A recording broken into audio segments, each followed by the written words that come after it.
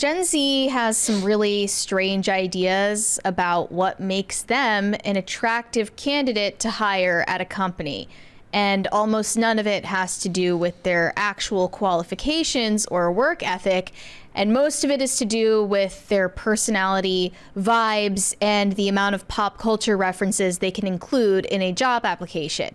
And recently, a millennial boss found this out because she posted about a job opening at her business on TikTok, and it attracted some of the strangest responses in resumes and cover letters she had ever seen in her life. So we're going to show her TikTok video responding to some of the weird stuff that she read in these resumes. Here we go, ladies and gentlemen. There is nothing quite as humbling as receiving a ton of Gen Z CV applications as a millennial and just like not being able to understand any of them or even understand why you would do some of the things that they do. For example, no capital letters anywhere. So if the sentence says, I like to eat toast. So they're clearly not thumbnail makers because No. we're capitalizing everything. Just send a resume in all caps. Yes. No capital I for I. What? And then I had another girl be like, I'm having a brat summer. What? I don't understand. What do you mean you're having a brat summer? I don't even know what brat summer... I mean, maybe she's not American and she's like, I don't get it. What does Kamala being brat have to do with anything? But it's Charlie XCX. She's British. okay, I know it's something to do with Charlie XCX, who's apparently my twin, but why have you put that in your CV? I'm so confused. And I got one that was like, I hate working because I'm just a girl. This chick got sent a resume that said, I hate working because I'm just a girl. Amazing. Now they're talking in Instagram reels. Okay. Which is funny, but also, I just feel so old. This whole thing. Do you know what it is? As the world doesn't... There's certain things, kind of like what you were talking about earlier, there's no whimsy anymore. Correspondingly, there's no realm for like true seriousness anymore either. Irony has infected everything. You even have to send a job application With irony? Yeah. Like, I don't know if they were being ironic or if they really are just that clueless about the way that the world works. She can't divorce herself from the irony that fills her, so she puts it somewhere it doesn't belong. I think they might actually be so clueless about the way that the adult world works that they legitimately thought this was like a selling point. She also said another 23-year-old hopeful hire noted in her application that she is an avid Harry Styles enthusiast with a superpower of being able to manage getting tickets to a sold-out concert. So, okay, so let's try to see this the most charitable way possible. She's a go-getter. She's a go-getter. And she's a problem solver. A problem solver, yes. She's not intimidated by a seemingly impossible situation. Do you know what this is like? This is like when you have to decode sale, like pitches for houses that are for sale. It's like quaint bungalow means it's just a tiny shack. Mm-hmm. Like all the positives are actually negatives. So in this case, all of the negatives are actually positives. So, okay, I mean, that's impressive. You got tickets to a sold out concert, right? That's good. That's, you were being industrious and a self-starter. That's another one. That's a good one. Yeah. Some of the TikTok influencers' followers here didn't think that these applications were genuine. They thought she was making it up. She's actually made 2 follow-up videos to clarify that this was in fact real. So I'm gonna see if I can try to find those. Okay. Oh, I wonder. I'm not gonna lie. I think more than anything, looking for a job and working on a resume has been the bane of my existence my whole life. I hate filling out job applications. Really? I mean, it's gotten worse over time, though. I hate keeping I'm the worst at putting together a resume. I just recently was thinking, I was like, all ends tomorrow and I have to go like search for a new job at some point. I wouldn't even know what to put from my last job because I don't even remember my last. I had to go in my phone through my contacts and look up my last manager's name because I forgot it. Because it was that long ago. I don't have like all the information put down, what my job responsibilities were. I'm like, what did I do at my last job? But you don't need to worry about that anymore. The next time that you want to put in a job application, literally all you need to do is make a bunch of pop culture references. That's going to be perfect. There's a 20 there. You're going to instantly get hired. Stone Sting said, I'm late as always, LOL. Mark Callaway is currently on a Legends contract with WWE. He has full access to use the Undertaker name, and Mark said on an interview that he's using to show that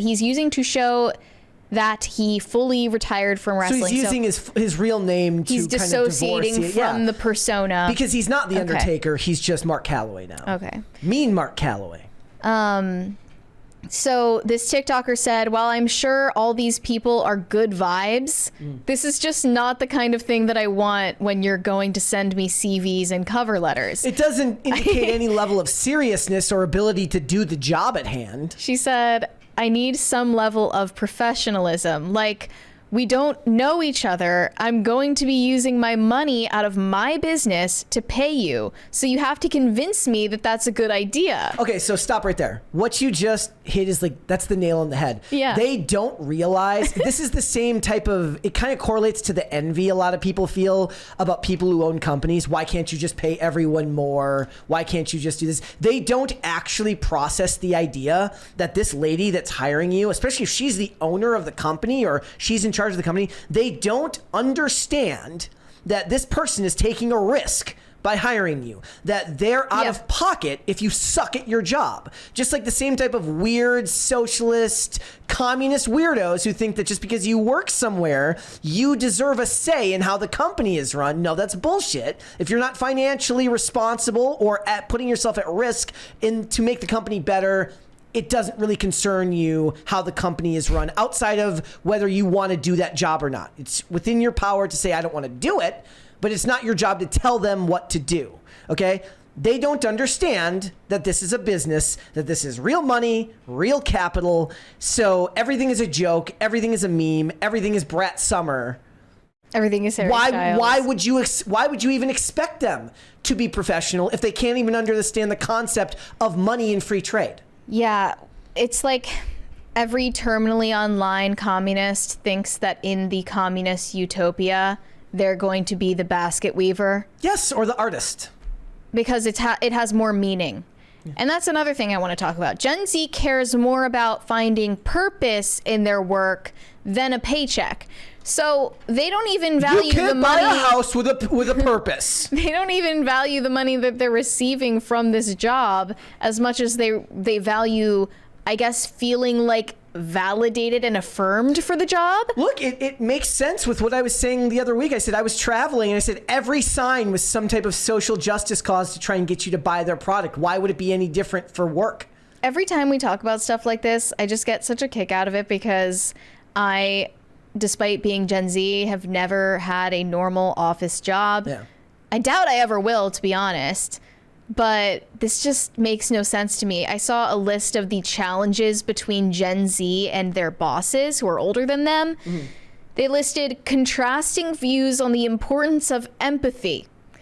First off, the fact that this isn't gendered is crazy because guys should not care. Well, I believe Gen Z women are more high performing in the workplace than Gen Z men at this point. Number 2, divergent views on the impact of work on mental health. Work-life balance. Disparate views on the importance of work and personal identity. So a decreasing amount of Gen Zers think that their job is important to their identity, but a higher percentage of their bosses will feel that way. I mean, back in the day, your job was a lot of people considered their job to be a huge part of who they were. But that was back when you worked for the same company for 30 years and then retired with a pension. And it also, just in material terms, provided more for you and the people that you love. Exactly. So there was probably more positive feelings. Imagine somebody who's like, imagine a guy walking around just rocking Uber. Yeah. He's like, I'm an Uber dude through and through. I love working for Uber. This is my whole life. This is who I am. But yeah, Gen Z isn't really in it for the paycheck because they know they're not going to be able to afford a home anyway. So what they've chosen to do with their money is buy treats. Treats. Look, From The Guardian, opinion piece, we live in a treat culture and Gen Z is splurging on snacks. When times are hard, people opt for affordable luxuries. So should you splash out on that highly Instagrammable $19 smoothie from Erewhon? No, look. I am no stranger to wanting a snack, a treat. I just go to the dollar store.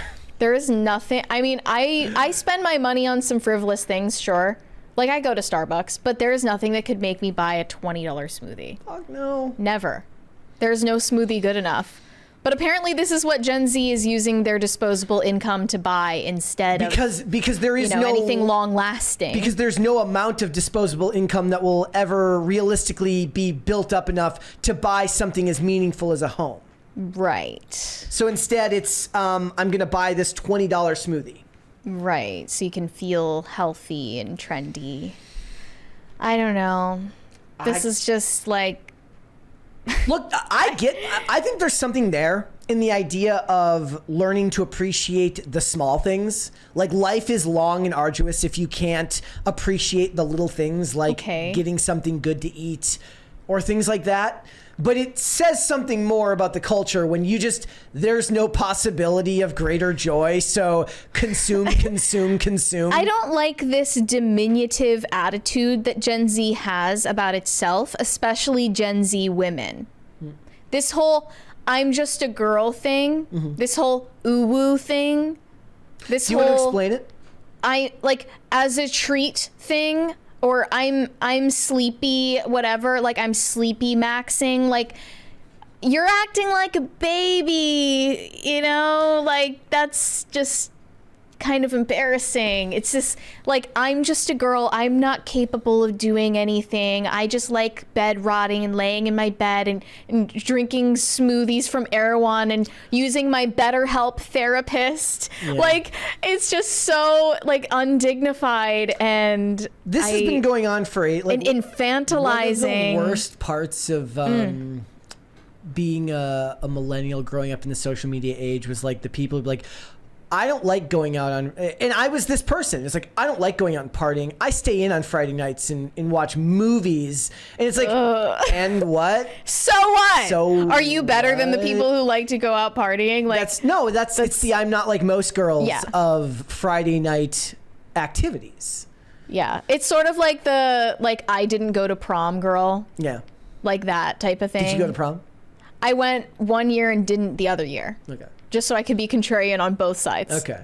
So nobody can actually say you're one or the other. Exactly.